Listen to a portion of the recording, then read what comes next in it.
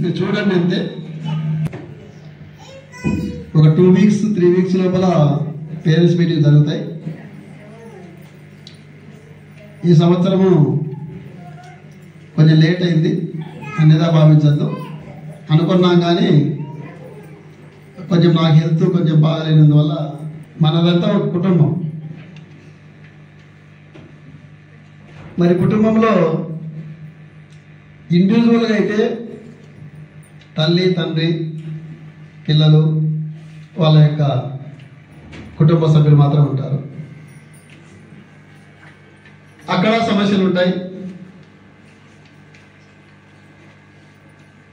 మరి ఈ స్కూల్లో మీరందరూ కూడా మెంబర్స్, ఇక్కడ సమస్యలు ఉంటాయి. నేరం అవుతుంది. అందులో మనం కూడా విద్యా సంస్థ అంటే వాసవి స్కూల్ అనేది ఒకటి మీ ఏరియాలో నెలకొల్పడము, అందులో మీ పిల్లలను స్కూల్లో చేర్పించడము. అందుకే మనమందరం కూడా వాసవి కుటుంబ సభ్యులం అయిపోయినాం అన్నమాట. అట్లా మన స్కూల్ యాక్చువల్గా 1991 స్టార్ట్ అవుతుంది. మరి మీ అందరి సపోర్ట్తో, మీ అందరి ఆదరాభిమానంతో నన్ను అందరూ అంటుంటారు యాక్చువల్గా, ఏం సార్ ఇంత సందులో ఇన్ని కోట్లు పెట్టి బిల్డింగ్ కట్టావే, అదే పద్మావతి నగర్ అయితే 800 కోట్లు చేచ్చు కదా, మీకు చాలా బాగుండేది కదా, అంటే ఆ రోడ్డు మీద తీసుకొని కట్టచ్చు కదా. ప్రతి ఒక్కరు వచ్చిన ప్రతి ఒక్కరు నన్ను తప్పుపడుతుంటారు యాక్చువల్గా, ప్రతి ఒక్కరు తప్పుపడుతుంటారు యాక్చువల్గా. చాలా మంది కూడా ఆశ్చర్యం అనిపిస్తుంటుంది కొత్త వాళ్ళకి ఎవరికైనా కూడా, ఏంటబ్బా ఆయన పిచ్చోడే, ఇంత అవసరమా ఈ యొక్క సందులో కట్టడము. నేను కట్టేటప్పుడు కూడా చెప్పినారు చాలా మంది, ఏం సార్ ఇంత ఖర్చు పెడుతున్నారని. మన ఉద్దేశం ఏమంటే 10 మంది పిల్లలు చదువుకోవాలా, అందులో ఒక్కడు బాగుపడినా కూడా మన యొక్క స్కూల్ పేరు జీవితాంతం అనుకుంటారు అనే ఉద్దేశంతోనే మరి సాదిక్ నగర్ అనే యొక్క మన యొక్క ఏరియాలో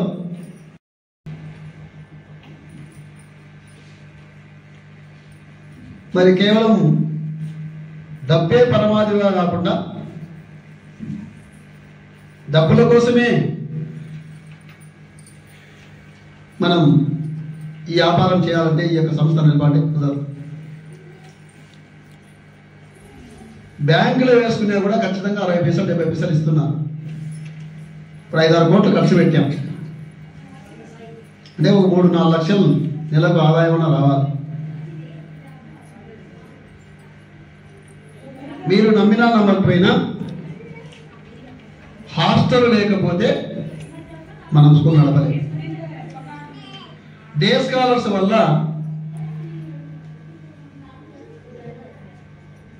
తక్కువ ఫీజులతోనే ఎందుకు నడపగలుగుతున్నామంటే, ఒకప్పుడు జీతాలు వచ్చేటి మీ ద్వారా, అంటే మీది మిగలకపోయినా సరే జీతం సరిపోయేది డే స్కాలర్స్ ద్వారా. ఇప్పుడు కనీసం అంటే ఒక 20 నుంచి 25 లక్షలు నష్టం వస్తుంది.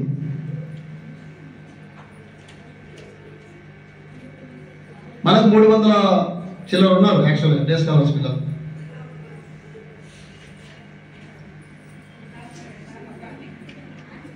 మరి 4.5 నుంచి 5 లక్షలు 5.5 లక్షల జీతాలు అవుతాయి ప్రతి నెల. మనకు మంచి ఆడిటోరియం కట్టాం, గ్రౌండ్ అక్కడ చేశాం. ఇక్కడ కూడా సపోర్టర్స్ వల్ల మన పేరెంట్స్వే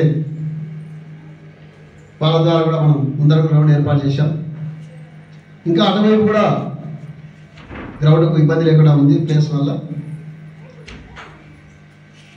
మన పిల్లలు నంద్యాలలో జరిగినటువంటి గేమ్స్ అండ్ స్పోర్ట్స్లో ప్రతి సంవత్సరం పాల్గొంటూనే ఉన్నారు. మినిమం ఒక 3 నుంచి 10-12 ప్రైజులు మనకు వస్తూనే ఉన్నాయి ప్రతి సంవత్సరం గేమ్స్లో. మరి ఆటలు ఆడిస్తున్నాం. ఒకప్పుడు పిల్లలకు దేశభక్తి అలాంటి ఇంట్రెస్ట్ ఉండేది. ఈ సెల్ ఫోన్లు వచ్చిన తర్వాత వాళ్ళకు కూడా ఇంట్రెస్ట్ పోయింది. సెల్ ఫోన్లు ఎంత తక్కువ చూపిస్తే ఆ పిచ్చి అనేది పిల్లలకి పోతే తప్ప పిల్లలు బాగుపడేదానికి అవకాశం లేదు. మీరేమో సీరియల్ చూస్తుంటారు, టీవీ పెట్టుకుంటారు. ముందు కూడా మీటింగ్లలో చాలా పెద్ద పెద్ద కుటుంబాలు ఇప్పటి వరకు టీవీ లేదు. కేవలం పిల్లల చదువుల కోసం తీసేశారు. టీవీలో కూడా డిస్సు తీసేశారు కొందరు అయితే మాత్రం.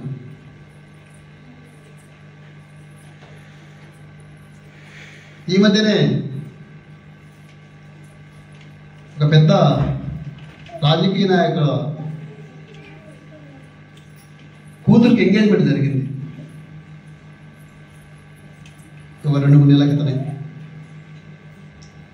ఆ ఎంగేజ్మెంట్లో పెళ్లి కొడుకు వాళ్ళు అడిగారు, ఏం గిఫ్ట్ కావాలా మీ అమ్మాయికి అని. ఆయన ఇంతవరకు మా పాపకు సెల్లాంటి తెందో, ఒక సెల్ ఫోన్ తీర్చిన 10,000-20,000 పెట్టి సెల్ ఫోన్ తెచ్చాలి మా అంటే ఇప్పుడు చదువు అయిపోయింది, ఉద్యోగం చేస్తుంది, సాఫ్ట్వేర్ అయింది. మన దగ్గర వచ్చేసి ఇంట్లో 4 సెల్ ఫోన్లు ఉన్నాయి. నేను కాదనలే, తప్పేం కాదు. ఎప్పుడు ఉపయోగించాలా, దాన్ని ఎట్లా ఉపయోగించాలా?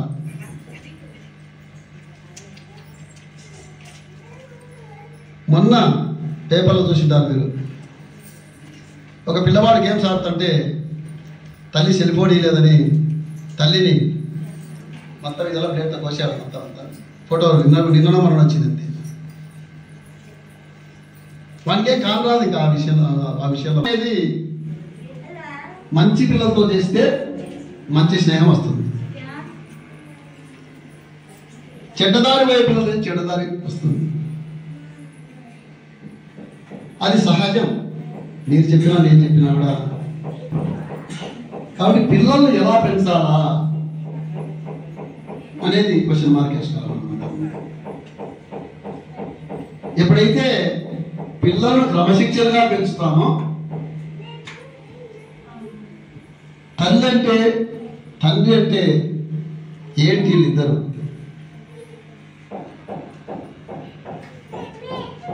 తల్లి గురించి తెలుసుకోవాలి ఫస్ట్ పిల్లవాడు. తల్లి చెప్పాలి. మొదటి గురువు తల్లి, ఫస్ట్ టీచర్ తల్లి. రెండవ గురువు తండ్రి. మరి వీళ్ళిద్దరి వల్లనే పిల్లవాడి యొక్క ప్రవర్తన ఆధారపడి ఉంటారు. మీరు దొంగం చేస్తారా, మీ చేతుల్లోనే ఉండేది. రౌడీని చేస్తారా, మీ చేతుల్లోనే ఉండేది. మీరు తప్ప వేరే వాళ్ళు ఎవరు ఏం చేయలేరు. తర్వాత గురువు, ఆ తర్వాత దేవుడు. దేవుడు మనల్ని కంట్రోల్ చేయడు, మన కనపడు దేవుడు. అందుకే తల్లి, తండ్రి, గురువు, దైవం అన్నారు. మరి ఈ దైవము మన ప్రత్యక్ష కనబడు, కంట్రోల్ చేయరు. మన ముగ్గురులో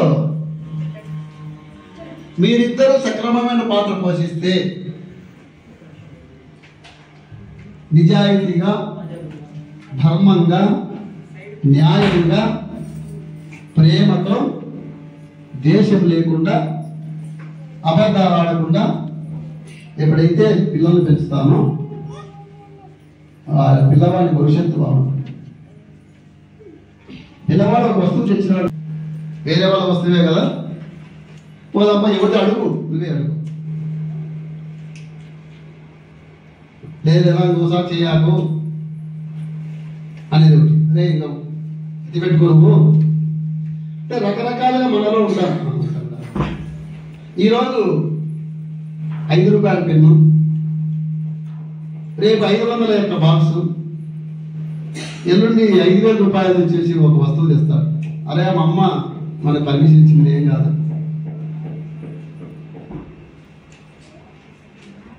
మరి ఈ విధంగా మన పిల్లలను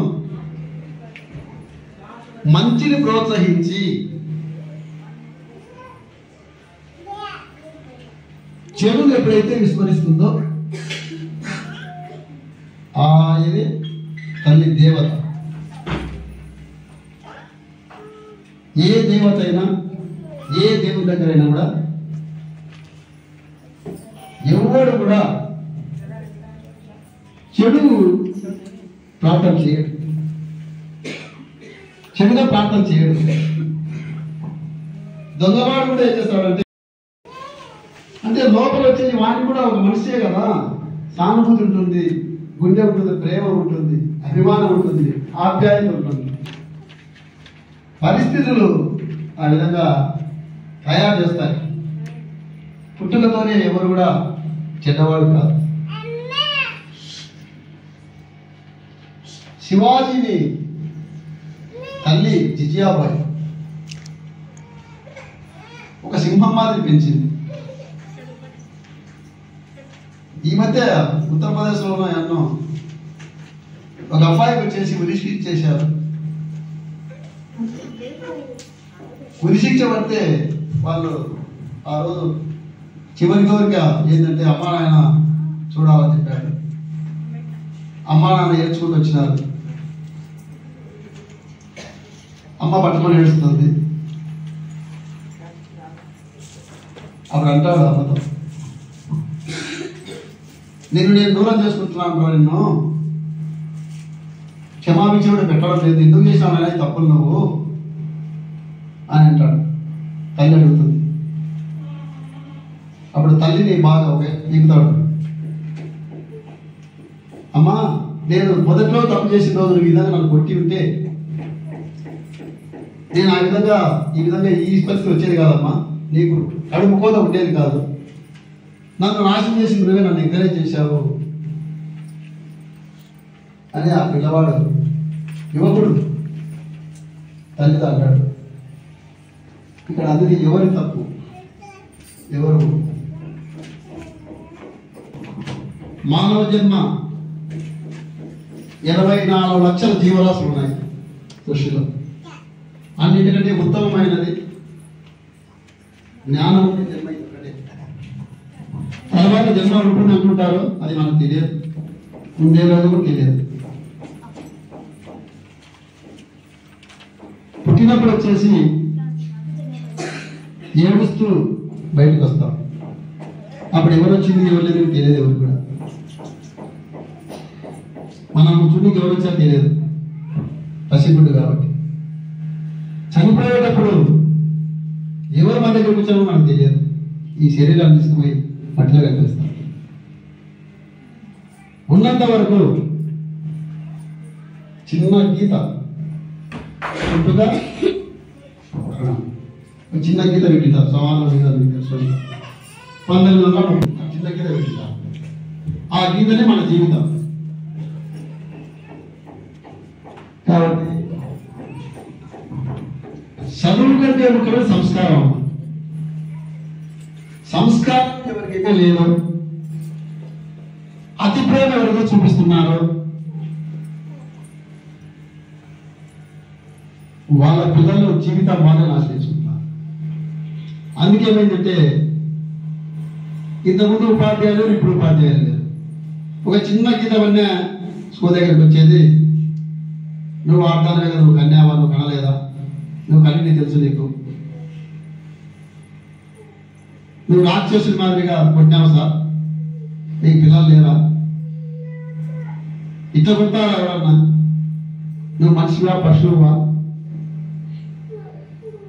నేను కొట్టి చూపిస్తాను అవసరమే తగిన. ఆ దెబ్బ నీకు తగ్గితే కదా తెలిసేది, నీకు నీ పిల్లలు తగ్గితే తెలిసేది. రకరకాలుగా హింస మొదలైంది. ఈరోజు కొట్టాము, మీ ఇంట్లో దీన్ని నల్లటి చేసింటాడు, ఒక దెబ్బ వేసింటారు, ఒక వాత పడి ఉంటుంది. ఆ వాత మహాన్ని 2 రోజులు 3 రోజులు 4 రోజులు పోతుంది. కానీ ఏం చేస్తున్నారంటే చలికాలం తట్టుకోలేక ఆ టీచర్ దాడి చేయడము. నాకు ఇంత అవసరమా, వాళ్ళు తిట్టడం అవసరమా, ఆ పేరెంట్ వచ్చి కొడతాడు, టీచర్లు కొట్టడము, ఇది మొదలైంది. మరి ఏం చేయాలి పిల్లవాడు బాగుపడాలంటే? అందుకే ఉద్యోగస్తుల పిల్లలు మాత్రం ఉద్యోగస్తులు వస్తున్నారు. ఉద్యోగాలు చేసి క్రమశిక్షణ పెంచే వాళ్ళ పిల్లలు మాత్రమే వాళ్ళు ఉద్యోగాలు చేస్తున్నారు. మధ్యతరగతి కుటుంబాలు కానీ దిగువ మధ్యతరగతి కుటుంబాలు కానీ వాళ్ళ పైకి రావడం లేదు. అది చాలా బాధగా ఉంది నాకైతే మాత్రం. మన ఉద్దేశం ఏమంటే చిన్న చిన్న కుటుంబాల నుంచి ఒక సింపు బయటికి రావాలి. అప్పుడు ఆ కుటుంబాన్ని మొత్తము తల్లిదండ్రులను అదేవిధంగా కుటుంబ సభ్యులందరినీ కూడా ఆదుకునే కెపాసిటీ వచ్చేస్తుంది. మరి ప్రతి ఒక్కరు కూడా ఏమనుకుంటున్నారంటే ముందు బడికెప్పించినప్పుడు మా ఆయన రిక్షా దొక్కుతున్నాడబ్బా, మా ఆయన ఆటో దొక్కుతున్నాడు, మా ఆయన గౌడ పని పోతున్నాడు, మా ఆయన వచ్చేసి మా అమ్మ కూలి పని చేస్తుంది, మా పిల్లలు ఈ విధంగా కాకుండా బాగా చదువుకోవాలా, బాగా ఉద్యోగం చేయాలా, 10 మందిలో గౌరవం కావాలని అందరూ స్కూల్ పంపిస్తున్నారు. ఆ భావంతో పంపిస్తారు స్కూల్కి ఎవరైనా కూడా. కానీ వచ్చే కొద్దీ సంటి పిల్లోని ఏ విధంగా చూసుకుంటామో, సంవత్సరం వరకు పిల్లోని ఎక్కడ మట్టి తింటాడో, ఎక్కడ బురద పూసుకుంటాడో అని కంటికి రెప్పలా కాపాడుతుంది తల్లి. సంవత్సరం తర్వాత కొంచెం వదిలేస్తుంది, తిరుగుతుంటాడు మెల్లిగా.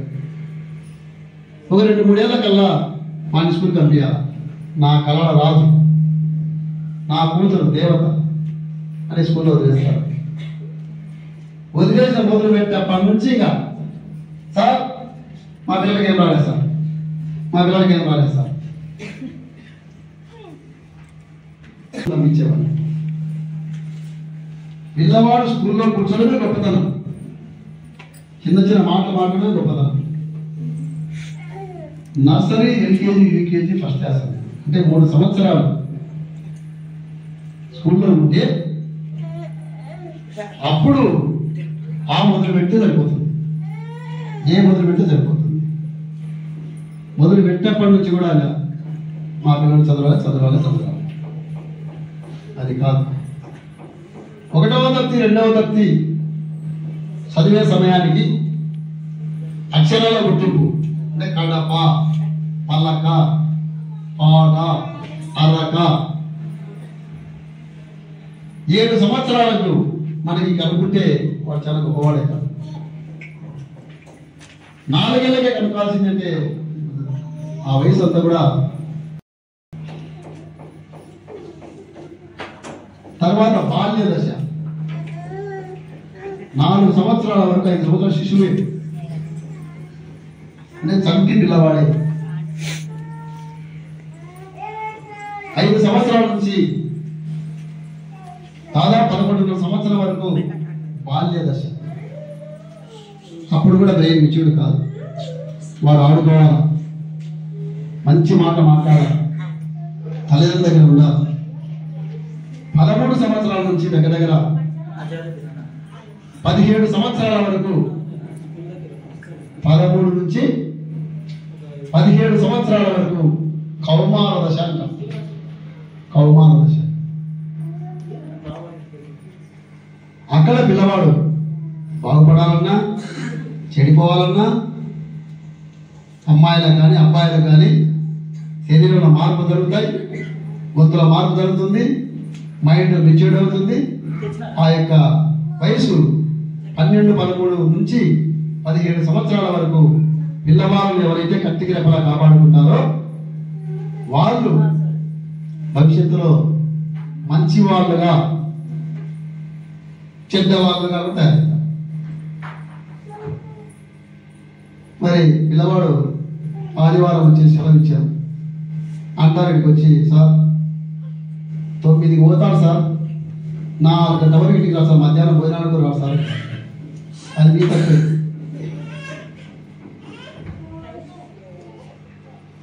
కాబట్టి మీరంతా కూడా మీకు తెలుసు. ఇవన్నీ నేను చెప్పాల్సిన అవసరం లేదు. యాక్చువల్గా మీకు అంతా తెలుసు. అందరూ ఇప్పుడు తెలివేల వాళ్ళు. మరి మీరు మేము కలిసి చేస్తే చదువు వస్తుంది. ఇప్పుడు 7వ తరగతి, 6వ తరగతి, 5వ సంవత్సరం వచ్చి ముందు 2 ఏళ్ళు ఏం చేస్తారంటే ఎల్కేజీ యూకేజీ నర్సరీ వరకు మర్చిపోయి వదులుతారు, ఫస్ట్ క్లాస్ వరకు వదులుతారు. ఆ పక్కింటేమో పక్కింటేనో అమ్మనో ఆ అప్పాజీ తింటారు విషయంలో, ఏం చదవలేరా పని చేసుకొని బతుకుతారులే, ఇట్లా మిమ్మల్ని డిస్కరేజ్ చేయడం. డబ్బులు ఏం చెట్లా కాసినాయా, ఇట్లా మిమ్మల్ని డిస్కరేజ్ చేసి nursery LKG UKG first class రావాల్సినటువంటి అప్పాలు కానీ గుణితాలు కానీ ఏబిసిడి కానీ చిన్న చిన్న వర్డ్స్ కానీ మన దగ్గర వచ్చి 5వ తరగతి చెప్తాడు వచ్చి, అప్పటికి ఏం వచ్చిందో వారికి ఎట్లా నేర్చుకుంటాడు ఇవన్నీ. వచ్చిన కాడికి వచ్చారు సార్ చేర్చుకోసారి అంటారు చెప్తారు వచ్చి, మనం ఎగ్జామ్ పెడతాం వాళ్ళకి అప్పాలు కూడా వచ్చినాము, రాసిస్తాం రిపోర్ట్ కూడా. మరి ఇవన్నీ నేర్పాలంటే ఏం చేయాలి మనము? స్పెషల్ క్లాస్ అని పెడుతున్నాం. యాక్చువల్గా ఏ స్కూల్లో స్పెషల్ క్లాస్ పెట్టదు. ఇప్పుడు నడక కూడా సరిగా నడసలేని వాడిని తీసుకొని కారు డ్రైవింగ్ నేర్పిస్తాను అంటే ఎట్లా నేర్చుకుంటాడు?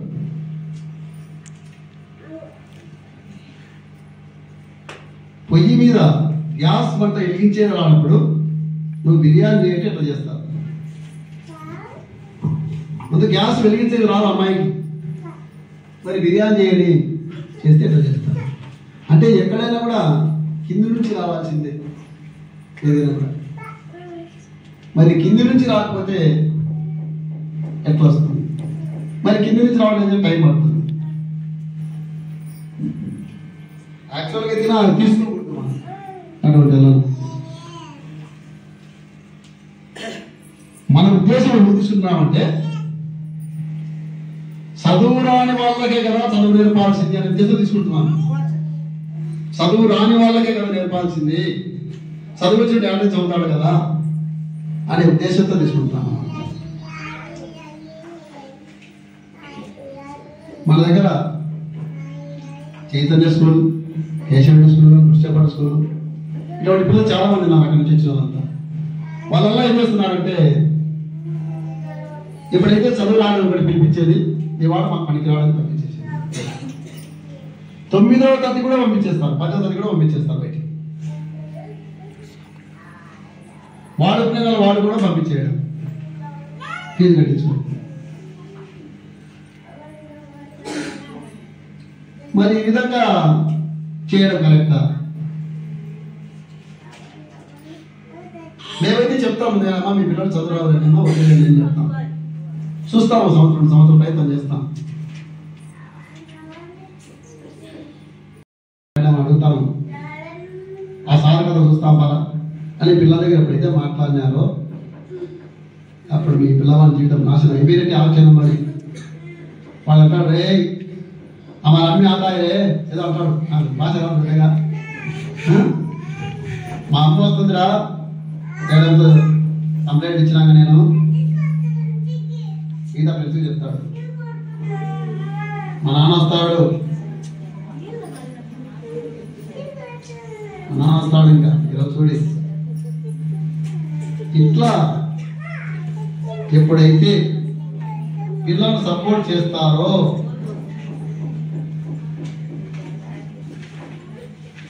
అప్పుడు పిల్లల యొక్క భయం పోతుంది, టీచర్ల గౌరవం కూడా. ఇంట్లో మీరు తప్పులు చేస్తున్నారు చాలా మంది, కొన్ని లేడీస్ కూడా. అరే నేను ఇచ్చిన కొట్టు నాన్న చెప్పాలరా, ఈ వస్తువు కొట్టుడా మీ నాన్న చెప్పాలి ఉమ్మా, అప్పుడే అయిపోయాయి. మన కుటుంబ సభ్యులు మన రక్తంలో మనము ఒకరి తినకుండా ఒకరు భర్తకైనా భార్యకైనా, భార్యాభర్తలు అంటే ఒకటే శరీరమే, మనసులో వేరే అంతవరకే దాదాపు. మీ వీక్నెస్ తీసుకొని వాడు నేర్చుకుంటాడు. ఏంటంటే అమ్మ చేస్తుంది కదా నేను చేసే తప్ప అంటే అంటాడు, అరే మీ అమ్మకి చెప్పకుండా అడిగి చికెన్ తేపరా, అడిగి గుట్కా ప్యాకెట్ తేపరా, అయిపోయి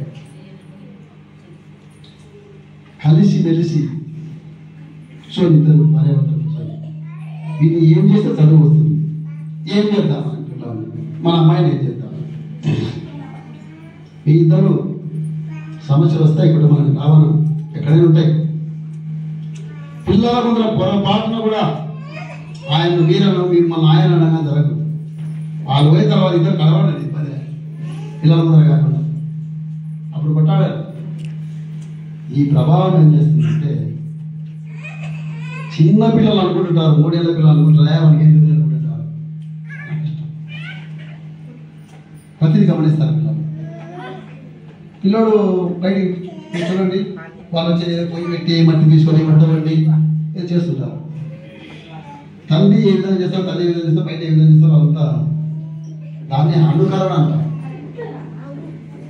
ఈ తప్పులు తల్లిదండ్రులు, భార్యాభర్తలు, కుటుంబ సభ్యులు పిల్లల ముందర నెగిటివ్ అంటాం. అంటే నెగిటివ్ అంటే చేయరాని పనులు మనం ఎప్పుడైతే చేస్తారో ఆకర్షణ అదే మా వచ్చేది ఎక్కువగా.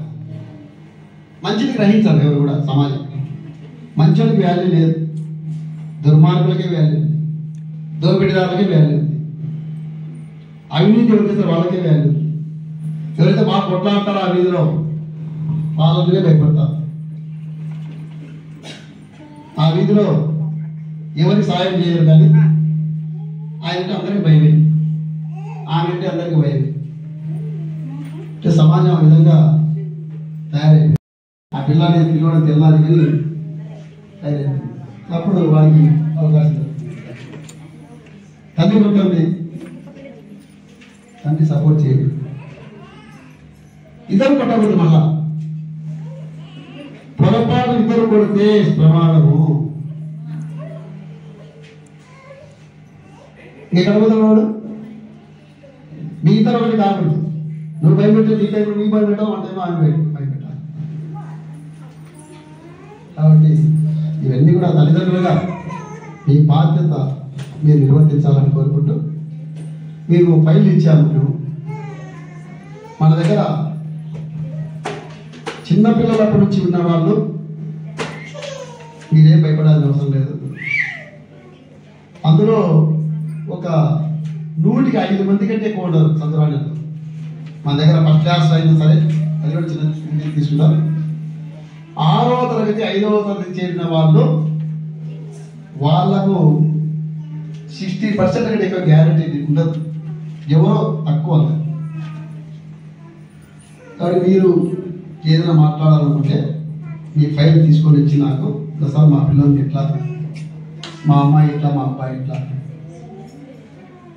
మేము తృప్తిగా ఉన్నాం సార్, మేము బాగుంది మా పిల్లవానికి అది చెప్పచ్చు.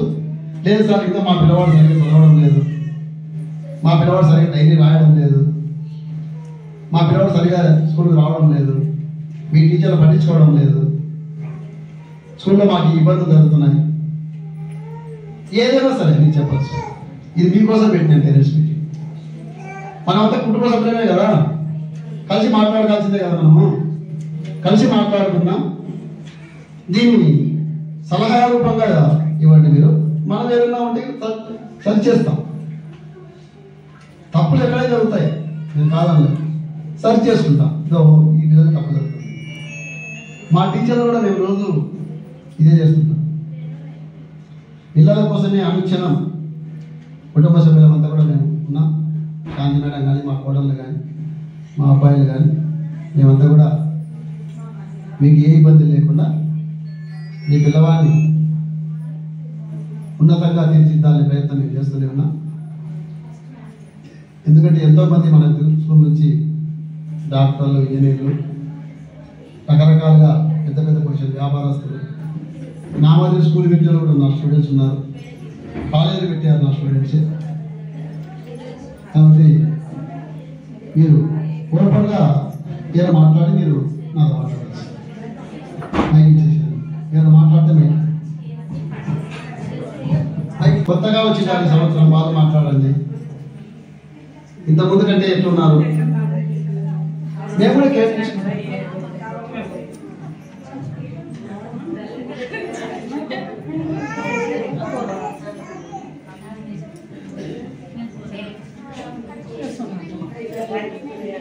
నమస్తే సార్. నమస్తే అమ్మా, చెప్పండి.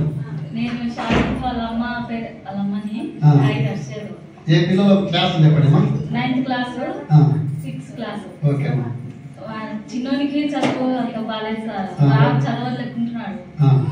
షాహిద్ ఫస్ట్ వచ్చినప్పుడు బాగానే ఉన్నది, 8 నుంచి కొంచెం వీక్ అవుతున్నాడు. మళ్ళీ ఇప్పుడు ఎట్లున్నాయో ఈ ఎగ్జామ్ లో చూడలేదు మేము.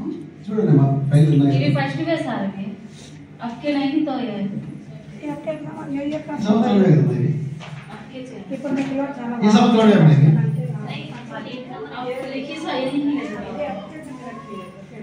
ఇప్పుడు ఇంకా పరీక్ష జరిగాయి మొన్ననే, అవి పెట్టలేదు అంతే. దాంట్లోనే ఎట్లున్నాయో మొన్నటి వరకు పెట్టావమ్మా.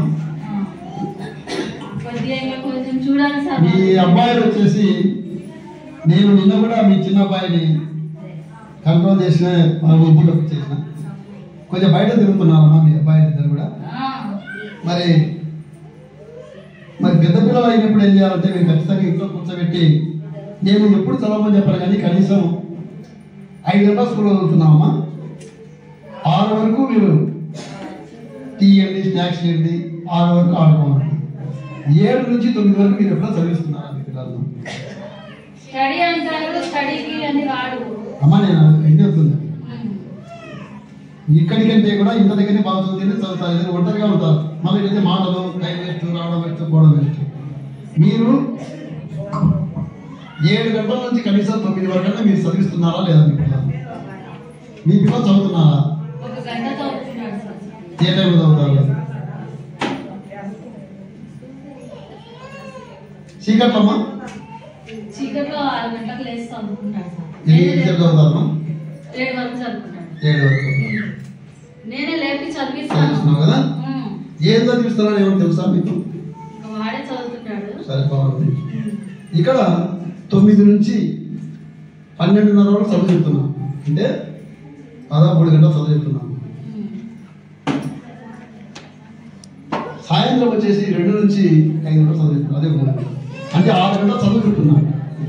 6 గంటలు నేను కావాలే, 5 నుంచి 6 వరకు మన ఇష్టం. ఆదివారం కూడా కానీ, సెలవు రోజు కానీ 9 నుంచి 11 వరకు మన ఇష్టం, మనకి ఇచ్చేసి నేను కాదు ఆడుకోవాలి కూడా. మనము 6 గంటలు చేసేటువంటి చదువు చెప్పినటువంటి దీన్ని గంట సేపు చదివితే ఎట్లా వస్తుంది? ఇక్కడ చదువు చెప్పడం వరకు నువ్వు నేర్పించలేను కదా, మరి ఇక్కడ పాఠాలు చెప్పాలి కదా. ఇప్పుడు మీకు ఒక వర్క్ ఇచ్చామమ్మా, ఉదాహరణకు చిన్న ఏమని కాదు, ఒక 5 కేజీల పూలు ఇచ్చాం. 5 కేజీల పూలు వచ్చేసి మా 5 గంటల్లో పూర్తి చేయాలమ్మా అని 5 కేజీల పూలు ఇచ్చాం కట్టాలని. మరి 5 కేజీల పూలు కట్టాలని గంట సేపట్లో 1 గంట ఇచ్చి 5 గంటలు టైం ఇచ్చాను. మరి 5 గంటలు చేసేటువంటి పనిని నువ్వు గంట సేపట్లో చేస్తావా? మరి పిల్లలు కూడా అదే కదా, 6 గంటలు చదువు చెప్తున్నామమ్మా, మరి గంట సేపు చదివితే ఎట్లా? 6 సబ్జెక్టులు ఉంటాయమ్మా. 6 సబ్జెక్టులు ఉన్నప్పుడు సబ్జెక్టుకు అర్ధ గంటల్లో కేటాయించకపోతే, అంటే కనీసం 3 గంటలను చదవకపోతే ఎట్లా వస్తుంది? దాన్నే హోంవర్క్ అంటాం, ఇంట్లో పని చేయాలా అంటాం. మనము ఇంట్లో 4గురికి వంట చేస్తున్నామమ్మా రోజు, ఏదో 8కి మొదలు పెట్టి 9 గంటలు అయిపోయి చేస్తున్నాం. మనకు బంధువులు వచ్చి ఒక 50 మంది వచ్చారమ్మా, గంట సేపటి అయిపోతుందమ్మా? అయిపోదు కదా. ఏదైనా ఎండ లేకపోతే నీడలో తెలియదు, చలి లేకపోతే ఎండలో తెలియదు. ఎండాకాలం ఏం చేస్తామబ్బా, ఎంత వేడి అబ్బా తట్టుకోలేకపోయినా బయట కూర్చుంటాం. చలికాలం ఏం చేస్తున్నాము, ఏం చలింది రాని ఇంట్లో కూర్చుంటాము. ఇది ప్రకృతి, దేవుడు సృష్టించి. అందుకే ఏం చేస్తున్నారంటే చిన్న చిన్న విషయాలు తట్టుకోలేకపోతున్నారు. ఆత్మహత్య చేసుకోవడము, పారిపోవడం. వాడు ఎవరు చేసుకుంటే ఎట్లా సార్? ఈ డైలాగ్ ఎట్లా పడుతున్నాడు తెలుసా ప్రపంచంలో? నిజంగా మీరు నమ్మినా నమ్మకపోయినా ఆఫ్రికా ఖండంలో ఇప్పటికి కూడా బట్టలు లేవు. నేపాల్లో చూడండి, పోయి మీరు కొట్టండి. మీరు ఏం చేస్తారంటే టీవీలు ఉన్నాయి అందరికీ, ఇలా స్కూల్లో చూడండి. ఆఫ్రికా జీవన విధానం చూడండి, ఆస్ట్రేలియా జీవన విధానం చూడండి. అంటే మనకంటే రిచ్ దేశాలు ఉన్నాయి. మనం నిజంగా ఆంధ్రప్రదేశ్లో పుట్టడం చాలా గర్వం. ఆ ఒరిస్సా చూడండి ఎట్లుంటుందో, ఆ పశ్చిమ బెంగాల్ చూడండి ఎట్లుంటుందో. ఫుడ్ లేదమ్మా, అన్ని మనం స్టోర్ బియ్యం మనం అంతా ఉన్నాయి కదా. ఇవన్నీ ఆఫ్రికాలో 80 రూపాయలు 100 రూపాయలు కేజీ ఇంటికి పోతున్నాయి దొంగతనంగా. మనమే పట్టమని వాళ్ళకి అక్కడ కరెంటు లేదు, రోడ్లు లేవు. మనం చాలా అదృష్టవంతులం, మన దగ్గర డబ్బులు బాగున్నాయి, చదువు లేదు. కాబట్టి ఈ ఉన్న జీవితాన్ని కష్టం కష్టం కష్టం అని మనం ఎప్పుడైతే అనుకుంటామో సుఖం వస్తుందేమో. ఎండ వేడి 2 గంటలకు మనం ఏదో బస్ స్టాండ్ నుంచి ఏదో నడుచుకుంటూ వస్తున్నాం వేరే షాప్కు, బ్రహ్మాండంగా ఎండ ఉంది, అనుకోకుండా ఒక చెట్టు దొరుకుతుంది, పోతా పోతా చెట్టు, అప్పుడే ఈ నడక ఆగిపోతుంది. సరిగా మంచిది, అలా హాయిగా ఉంటుంది. కష్టం ఎంత చూసాం కాబట్టి నీడ చూస్తాం. పిల్లవాడు కష్టం లేకపోతే సుఖం రాదు. 6 సంవత్సరాలు కష్టం చేస్తే 60 సంవత్సరాల జీవితం బాగుంటుంది. పిల్లవాడు నర్సరీ నుంచి మొదలు పెట్టుకుంటేనా ఒక 15 సంవత్సరాలు అంతే. కష్టం చేస్తే చదివితే 100 ఏళ్ళ జీవితం బాగుంటుంది. మెయిన్ 5వ తరగతి వరకు చాలా బాగా, 5వ తరగతి వరకు పిల్లవాళ్ళను వాళ్ళు చెప్పిన మాట ఇది చెప్పిన మాట వినకుండా వాసవి స్కూల్లో వదలండి. ఖచ్చితంగా ఆయన ఎంత పెద్ద స్కూల్ అయినా మన వాళ్ళు పోటీ మన బాధలు తట్టుకోలేదు. మిగతా చదువు రాకపోతే ఏమనుకుంటున్నారంటే పేరెంట్స్, మన పిల్లలకి రాలే అదే పెద్ద స్కూల్ కదా అంట. కానీ మన దగ్గర రాకపోతే ఏమనుకుంటారంటే సార్ టీచర్స్ చెప్పారు. ప్రతిరోజు డిగ్రీసే చెప్పే స్కూలు నంద్యాల ఏదైనా కొంచెం ఒక్కటే. మీరు కూడా ఇంటి దగ్గర డిగ్రీస్ చెప్పండి. మీకు చదువు రావాల్సిన అవసరం లే, మీ ఇంట్లో వస్తువులు ఉంటాయి, క్యారేజ్, గ్యాస్, మీ దగ్గర ఉండే వస్తువు ఏది కనబడుతుంది, టీవీ, రాయండి. ఇట్లా మీరు చదువు గురించి మాట్లాడుతుంది పిల్లలతో వచ్చిన తర్వాత ఏం చెప్పినాడు ఈరోజు సార్, తెలుగు మీడియం ఏం చెప్పింది, హిందీ మీడియం ఏం చెప్పింది, ఇంగ్లీష్ మీడియం రాయించిందే చూపిరా. సెల్ఫ్ తగలాకండి, దాన్ని తగలాకండి. ఏమవుతుందమ్మా, సెల్ఫ్ ఉంది మీ ఇంట్లో మా ఒకటి ఇట్లా ఏదన్నా దాంట్లో ఒక పెట్టే ఉంటుంది, ఒక డబ్బా ఉంటుంది, నెలలో దాన్ని ఏం కట్ చేయకండి. ఏం జరుగుతుంది తెలుసా, దుమ్ము పట్టిపోతుంది. ఇది కూడా అంతే. పిల్లవాడు వచ్చేసి మనం అడగకపోతే దుమ్ము ఏ విధంగా పట్టిందో వాడి మైండ్ కూడా అంతే ఉంటుంది. ప్రతిరోజు అడగాల. స్కూల్ ఒక మాట అడిగితే ఏమవుతుంది, మీ సొమ్ము డబ్బులు కట్టాలి కదా, దారిలో పోతుంటాము. అదే లేదమ్మా, ఒక 100 రూపాయలు కూడా కింద పడి ఉంటుందమ్మా, తీసుకుంటాము, తీసుకో. ఒకవేళ లేదు, ఆ 100 రూపాయలు ఏం చేస్తామంటే పరమోసము పాము వంటి దేవుని వంటి లేదు పిల్లలకు ఖర్చు పెట్టు. అనుకోకుండా మన దగ్గర భిక్షగాళ్ళు పడుకుంటేళ్ళు వస్తుంటారు, 1-4 కూరగాయలు రాత్రి వల్ల కొన్ని వాళ్ళ చేతి. అట్లా పిల్లవాడికి ఫీజు కడుతున్నారు. ఈరోజు ఏం జరిగింది, ప్రతిరోజు 10 గంటలు సమయం వల్ల రాదంట. ఈరోజు నువ్వేం చేసావు చెప్పు. మీ ఆయన అడుగుతాడు కదా ఈరోజు ఏమంటా చేసామని అడుగుతాడు కదా. పిల్లల్ని అడగండి అమ్మా, ఒక మాటే కదా. అమ్మ ఎంతమంది అడుగుతారు ఇప్పటి నుంచి? ఎంతమంది అడుగుతారు చెప్పాలి, లక్ష్యం పెడతారు. అందరూ అడగాలి. ఏమ్మా నువ్వు ఎత్తలేదు, నువ్వు అడగవా? ప్రతిరోజు అడగండి అంటున్నా.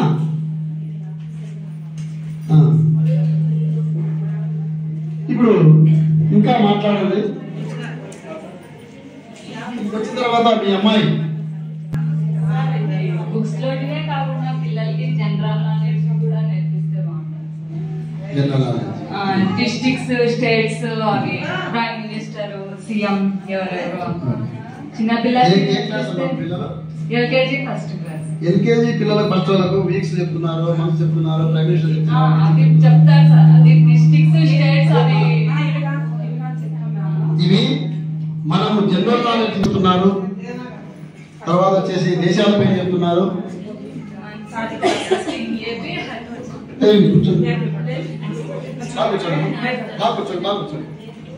అమ్మా చెప్తామమ్మా, ఈ అవసరమేమ్మా, ఖచ్చితంగా చెప్తున్నారు. అలాగా మీరు నమ్మరమ్మా. 9th క్లాస్ వాళ్ళకి 14 ఎగ్జామ్ రాదమ్మా. చాలా స్కూల్ 9th క్లాస్ పిల్లలకి రాదు అమ్మా. దూరం కూడా ఉండే ఉంటాయి. చాలా మంది ఇరుగుదల పొరుగు మాట పెట్టుకుంటుంటారు. చాలా మంది కూడా మన దగ్గర స్టాండర్డ్ అనేది చాలా బాగుంటుంది. నేను పక్కింటి వాళ్ళు ఎవరు అంటారా, వాసవినా చెప్పడి పెట్టుకొని ఏదో వాసవి పోయినారు, చైతన్య పెట్టుకొని ఏదో అంటారు. మన దగ్గర హాస్టల్లో ఉండే పిల్లలంతా కూడా చైతన్య, ఎన్టీఆర్, కేశవరెడ్డి, గుడిసెపడు ఈ పిల్లలే ఉన్నారు. అంతా మొత్తం అంతా మనం బేసిక్స్ నేర్పుతున్నాం, పునాది నేర్పుతున్నాం. మనం అట్లని ఎక్కువ మంది తీసుకోవడం లేదు. మన స్కూల్ కెపాసిటీకి 550 మంది మాత్రమే తీసుకుంటున్నాం. ఫోన్లు చేస్తున్నారు సార్. అబ్బాయి ఎక్కడికి వెళ్తున్నాడని నాకు భయం అవుతుంది సార్. నేనైతే తీసుకెళ్తాను. ఎవరు అబ్బాయి? మరి 5th క్లాస్ లో ఉన్నారట సార్. మరి అబ్బాయి ఆబ్సెంట్ చేస్తున్నారు, అదైతే నాకు తెలియదు సార్. అవి కొన్ని నెంబర్స్ జంబ్లింగ్ చేసేమా నువ్వేం చేయాలంటే మరి ఇప్పుడు వచ్చి అడుగుతున్నా. అబ్బాయి పేరు పార్దు, థర్డ్ క్లాస్ చదువుతున్నాడు సార్. ఆ అబ్బాయి కొంచెం ఇంట్రెస్ట్ పెట్టడం లేదు సార్. ఇంటికాడ చదవమంటే చదవడం లేదు, మార్క్స్ తక్కువ వస్తున్నాయి సార్. ఇప్పుడు 5 చూసినాను. ఆ అబ్బాయి హ్యాండ్ రైటింగ్ కొంచెం ఇంప్రూవ్ చేయాలని కోరుకుంటున్నాను సార్. డైలీ వేరే స్టూడెంట్ తో రాపిస్తున్నాను సార్. బట్ ఆ అబ్బాయి తప్పు రాసినా కానీ ఆ అబ్బాయితోనే రాపియాలని నేను కోరుకుంటున్నాను సార్. డైలీ ఇప్పుడు రాస్తే ఆ అబ్బాయికి ఏ సబ్జెక్ట్ లో ఏ హోంవర్క్ ఉంది, ఏం కథ అని తెలుస్తారు కదా సార్. ఏ క్లాస్ అమ్మాయి? అబ్బాయి చూడండి, ఆ క్లాస్ టీచర్ ఎవరు? Third class sir. Third class teacher. Class లో ఈ లక్ష్మీ నరసింహ సార్. బాగున్నాడు కదా అబ్బాయి? అబ్బాయి హ్యాండ్ రైటింగ్ బాగుంది, చదువుతాడు సార్. ఇక్కడ చదువుతాడు. ఇంటి దగ్గర సోషల్ బుక్ పట్టమంటే పట్టాడు సార్. మ్యాథ్స్ కొంచెం నాకు ఫోన్ చేయండి, వస్తాను రండి సార్. నేను అదే అడుగుతాను సార్. ఫీజు పే చేయడానికి వచ్చినప్పుడు మేడం నీ కింద అడిగినాను సార్. నాకు ఫోన్ చేయండి, నేను వస్తాను. 9వ తరగతి వాడు కూడా ఇట్లా ఉండదు అంటే అంత అధ్వానం వచ్చింటారు యాక్చువల్గా. కాబట్టి మీరు ఒకటే చెప్తున్నా, నేను 3వ తరగతి నుంచి నర్సరీ వరకు ఏ పిల్లవాడు సరిగా రాకపోయినా బాధ్యత నాది. మీరు కట్టిన డబ్బు ఖచ్చితంగా మీ పిల్లలు సాటిస్ఫై కాకపోతే మొత్తం నేను డబ్బు రిటర్న్ చేస్తాను. నర్సరీ నుంచి 3వ తరగతి వరకు మన స్కూల్లో చేర్పించిన వాళ్ళు ఖచ్చితంగా రేపు 10th క్లాస్లో 500 మార్కులు ఆ పక్కన ఉంటాయి, ఈ పక్కన ఉండవు. గుర్తుపెట్టుకోండి, రాసి పెట్టుకోండి కావాలి ఎవరైనా సరే. నర్సరీ నుండి 3వ తరగతి వరకు లోపల చదివి మన దగ్గర అడ్మిషన్ చేసిన వాళ్ళు ఎవరైనా సరే 500 మార్కులు ఆ పక్క ఉంటాయి, ఈ పక్క ఉండవు. తర్వాత 4వ తరగతి నుంచి 5వ తరగతి వరకు ఉన్న వాళ్ళకి ఖచ్చితంగా మినిమం 450, 490 మార్కులు ఖచ్చితంగా ఉంటాయి. అంటే దాదాపు 90%, 80% పైన ఉంటుంది. 6వ తరగతి 7వ తరగతి చదివిన వాళ్ళకు ఒక 60% మార్క్స్ వస్తాయి చేరితే. 8వ తరగతి 9వ తరగతి మన దగ్గర చేరితే 9వ తరగతి గ్యారెంటీ ఇవ్వడు కానీ 8వ తరగతి కూడా పాస్ అవుతాడు అంతే. 10వ తరగతి చేర్చుకోము యాక్చువల్గా. ఆ పక్కన లాస్ట్ ఇయర్ మార్కులు వచ్చినాయి, 587 మార్కులు వచ్చాయి కదా. ఆ పిల్లడికి ఏం రాదు, మన దగ్గర ముందుకు వచ్చాడు. ఎదుటి పిల్లడే ఏం రాదు, 0. పిల్లవాడి శ్రద్ధ కలిగింది, పేరెంట్స్ శ్రద్ధ కలిగింది. పిల్లవాడికి శ్రద్ధ కలిపేటట్టు చేస్తే నీకు 95 మార్కులు వస్తే నీకు మంచి డ్రెస్ కొనిస్తా. నీ బర్త్డే గ్రాండ్గా చేస్తాం. ఇట్లా ఆఫర్స్ పెట్టండి పిల్లలకు. ఎట్లా మనం చేస్తాం కదా, దాన్ని నీ హ్యాండ్ రైటింగ్ ఇంప్రూవ్ అయింది అనుకోండి, సార్ బాగున్నాడని చెప్తే నీకు చాక్లెట్ కొనిస్తాం. ఇట్లా పిల్లవాడికి ఎంకరేజ్ ఆఫర్ పెట్టండి.